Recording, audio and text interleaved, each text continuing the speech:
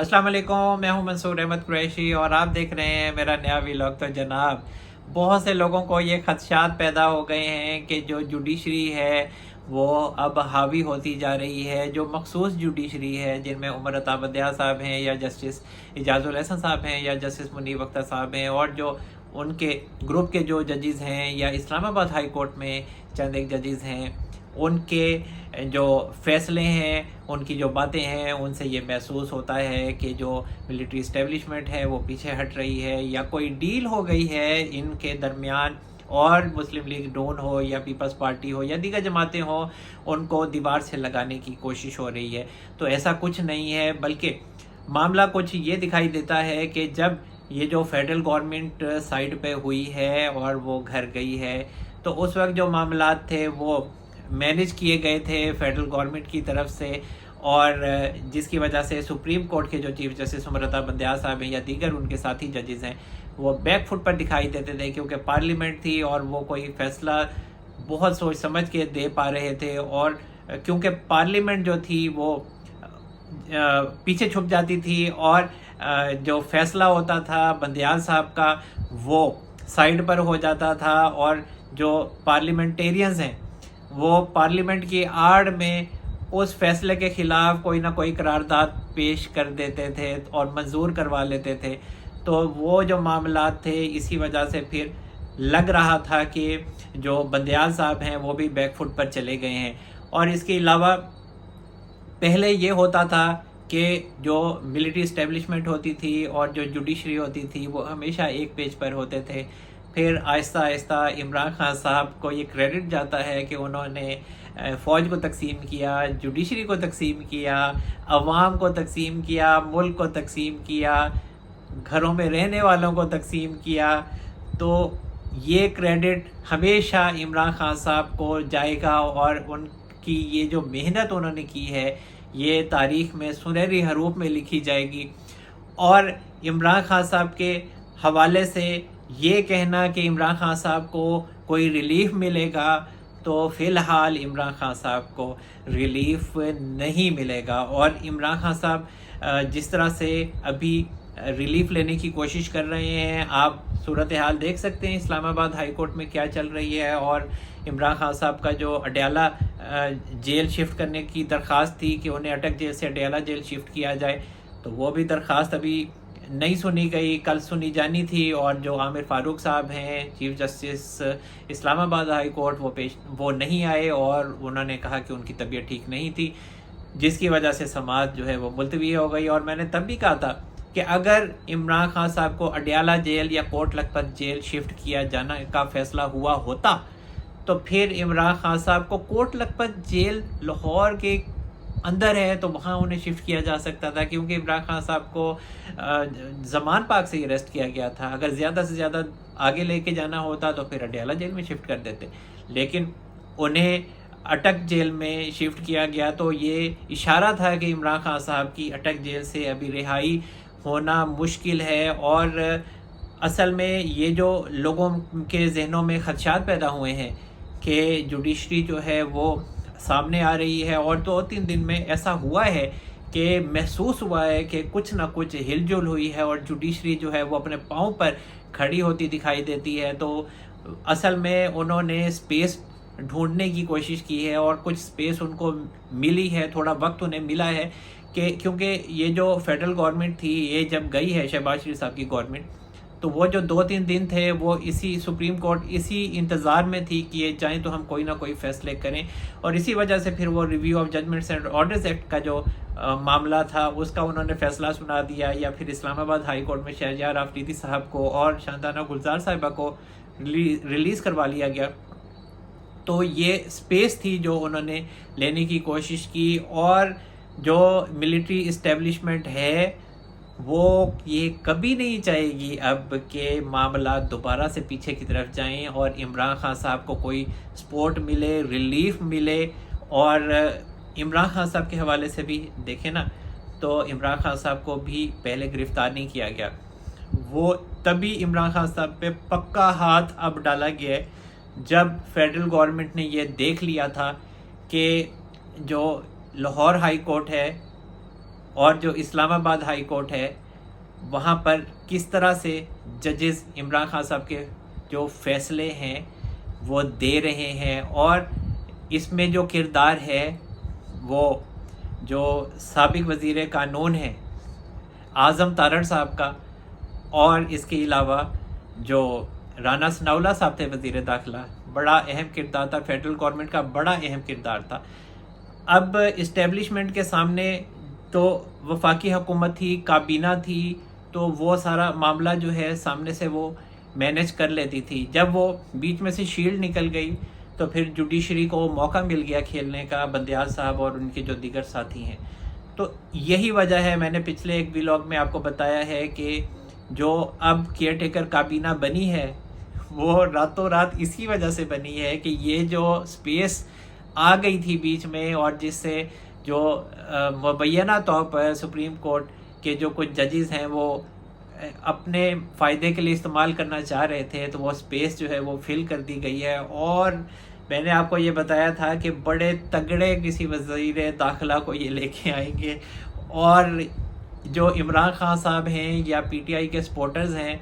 اگر رانا ثناءاللہ صاحب آپ کو اتنے برے لگتے تھے نا، تو یہ جو اب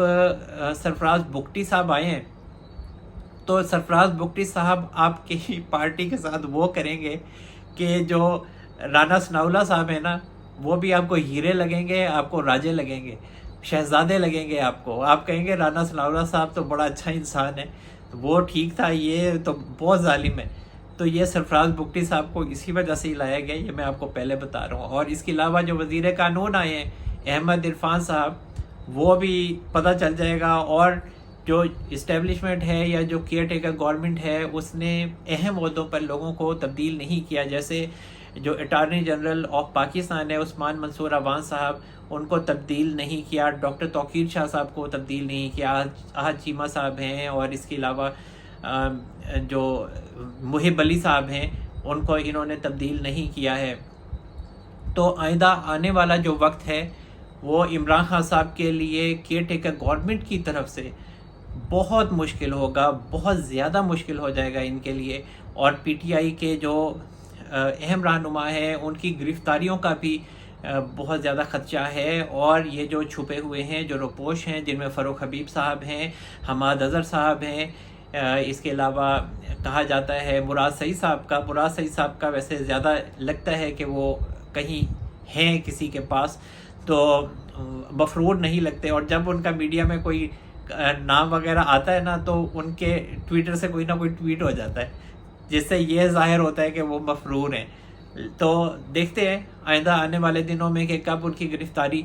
ظاہر ہوتی ہے، لیکن یہ ہے کہ ان سب کا جو ٹرائل ہونا ہے وہ ملٹری کورٹس میں ہی ہونا ہے۔ اور یہ جو سرفراز بگٹی صاحب کا معاملہ ہے، یہ عمران خان صاحب کے لیے اور پی ٹی آئی کے رہنماؤں کے لیے بہت زیادہ مشکلات کریٹ کریں گے۔ ایک اور اہم خبر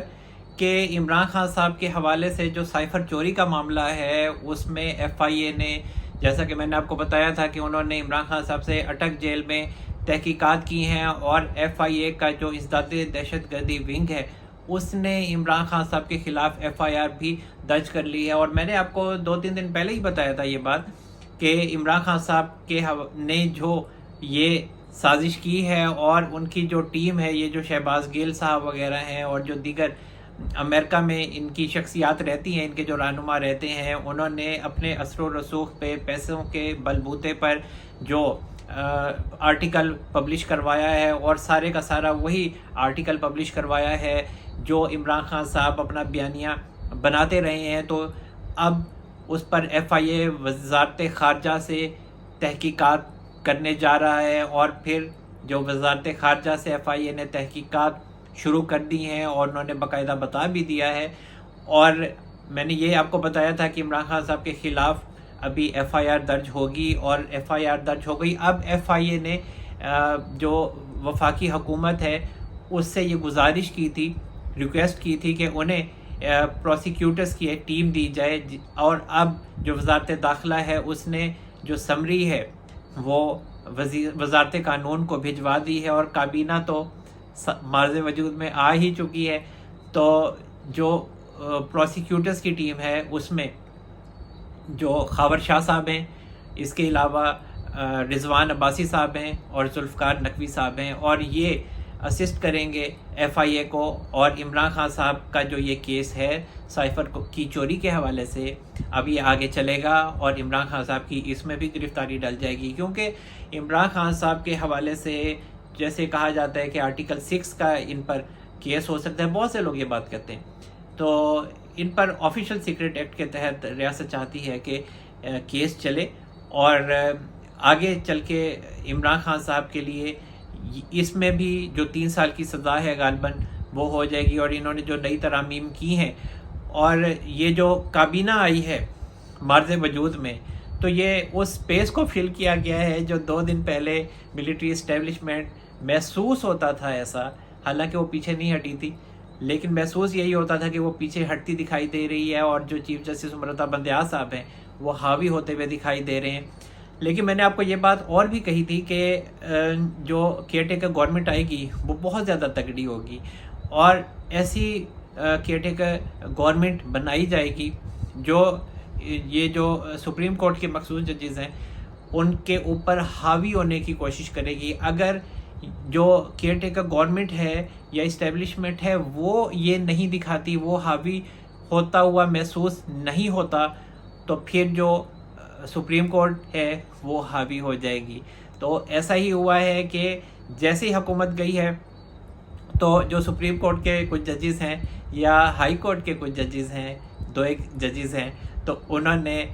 حاوی ہونے کی کوشش کی ہے، سپیس نکالی ہے، اور اب اسی وجہ سے پھر راتوں رات کابینہ جو ہے وہ ایمرجنسی میں ان سے حلف لیا گیا ہے اور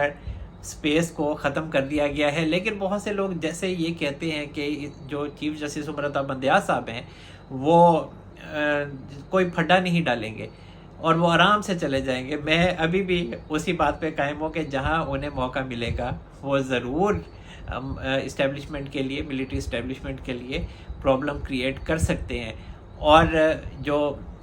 کیئر ٹیکر گورنمنٹ ہے اس کے لیے بھی معاملات جو ہیں وہ کچھ نہ کچھ گڑبڑ ہو سکتے ہیں. لیکن یہ ہے کہ اب چیف جسٹس امرتا بندیال صاحب کوئی بھی فیصلہ کر دیں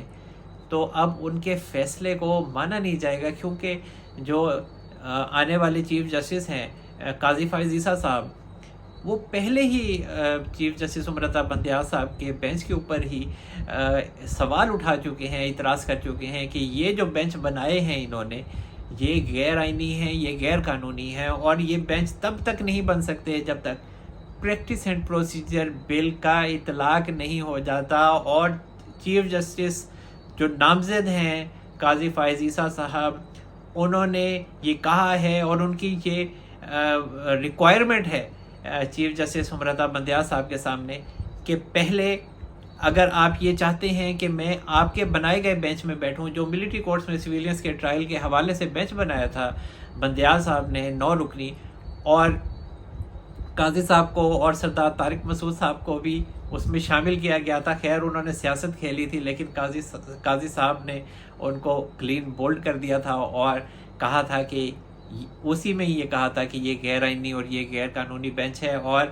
جو اگر آپ چاہتے ہیں کہ میں اس بینچ میں بیٹھوں تو پہلے آپ پریکٹس اینڈ پروسیجر بل کے اوپر جو آپ نے سٹے کیا ہوا ہے غیر قانونی، آپ اس کو ہٹائیں اور پریکٹس اینڈ پروسیجر بل کا اطلاق کریں. مشاورت سے بینچز بنے، معاملات کو دیکھیں، 3 سینئر ججز کا جو کمیٹی ہے وہ بنے اور وہ پھر فیصلہ کرے کہ کون سا کیس کس جج کے پاس لگنا ہے. ابھی تو بندیال صاحب جو ہیں بیچارے اچھے اخلاق کے مالک ہیں، گڈ ٹو سی یو بھی کہتے رہتے ہیں وہ لوگوں کو، تو اب ان کو جو ہے ریاست ہے وہ انہیں گڈ ٹو سی یو کہنے والی ہے. اور وہ اصل میں ان کا معاملہ اس وجہ سے زیادہ گڑبڑ ہوا ہے کہ وہ عمران خان صاحب کی محبت میں غالباً گرفتار ہو گئے تھے. وہ تو کہتے ہیں کہ ایسا نہیں ہے، لیکن لوگ کہتے ہیں، صحافی کہتے ہیں، تو اسی وجہ سے انہوں نے مخصوص ججز کے سامنے عمران خان صاحب کے جو کیسز تھے وہ لگائے، اور عمران خان صاحب کو ڈیفینیٹلی بہت زیادہ ریلیف ملا. اور اب عمران خان صاحب جس طرح سے اسلام آباد ہائی کورٹ کے چیف جسٹس عامر فاروق صاحب کے خلاف ہو گئے اور انہوں نے جس طرح سے ان پر عدم اعتماد کیا، تو یہی عامر فاروق صاحب تھے جو عمران خان صاحب کو بہت زیادہ ریلیف بھی دیتے رہے ہیں، اور عمران خان صاحب کے لیے تب بالکل ٹھیک تھا۔ جب عمران خان صاحب کو ریلیف ملتا رہے تب وہ بندہ اچھا ہے، عمران خان صاحب کو فائدہ ہوتا رہے اس سے اچھا بندہ کوئی ہو ہی نہیں سکتا، اور عمران خان صاحب کو جو پیسے دیتا رہے اس سے اچھا بندہ کوئی ہو ہی نہیں سکتا۔ وہ پارٹی کا بہت جو ہے وہ سجن ہے، اور عمران خان صاحب کے قریب اگر آپ نے ہونا ہے تو پھر آپ کو پیسے دینے پڑیں گے، پیسے لگانے پڑیں گے۔ تو وہ جو بندہ ہے جو آپ کی پارٹی کو پیسے دے گا، عمران خان صاحب کو پیسے دے گا، جتنے پیسے وہ دے گا وہ اسی حساب سے اس کو عہدہ بھی ملے گا، اور وہ کور کمیٹی کا بہت جلدی رکن بھی بن جائے گا۔ اور یہی عمران خان صاحب کے ساتھ ہوتا رہا ہے، اور عمران خان صاحب کے جو قریبی ساتھی ہیں وہ اس بات کا اظہار ہمیشہ سے کرتے رہے، چاہے وہ عبدالعلیم خان صاحب ہوں یا جہانگیر ترین صاحب ہوں، اور وہ سب لوگ عمران خان صاحب کو چھوڑ گئے، اکبر شیر بابر صاحب عمران خان صاحب کو چھوڑ گئے، اور جسٹس وجیہ الدین صاحب ان کو چھوڑ گئے۔ سب نے اسی بات کا ہی اظہار کیا اور شکوہ کیا کہ عمران خان صاحب کبھی اپنے مخلصوں کے ساتھ نہیں جاتے، کبھی اپنے محسنوں کا ساتھ نہیں دیتے۔ اسی وجہ سے میں نے یہ بات کی ہے کہ جو شہریار آفریدی صاحب ہیں ان کو ایک بات ذہن میں یہ رکھنی چاہیے، اگر فرض کریں وہ دوبارہ جیل جاتے ہیں، جو کہ مجھے لگتا ہے کہ انہیں دوبارہ قید کیا جائے گا، یہ جو بیچ میں 2 دنوں کا سپیس آیا اور جو وفاقی حکومت تھی وہ بیچ میں نہیں تھی، اور اب دوبارہ سے دیوار کھڑی کر دی گئی ہے، تو جو شہریار آفریدی ہیں ان کے لیے یہی ہے کہ جو مخلص پن ہے وہ نہیں ہوتا، یہاں پہ مفاد کو دیکھا جاتا ہے۔ اور چلیں، شہریار آفریدی صاحب کی اپنی مرضی ہے، بہرحال سیاسی طور پر وہ عمران خان صاحب کے ساتھ کھڑے ہوئے ہیں، تو یہ بھی ایک بڑی بات ہے کہ باقی تو ان کو چھوڑ گئے تھے۔ اور آئندہ آنے والے دنوں میں اگر جیسا کہ میں نے بتایا کہ بندیال صاحب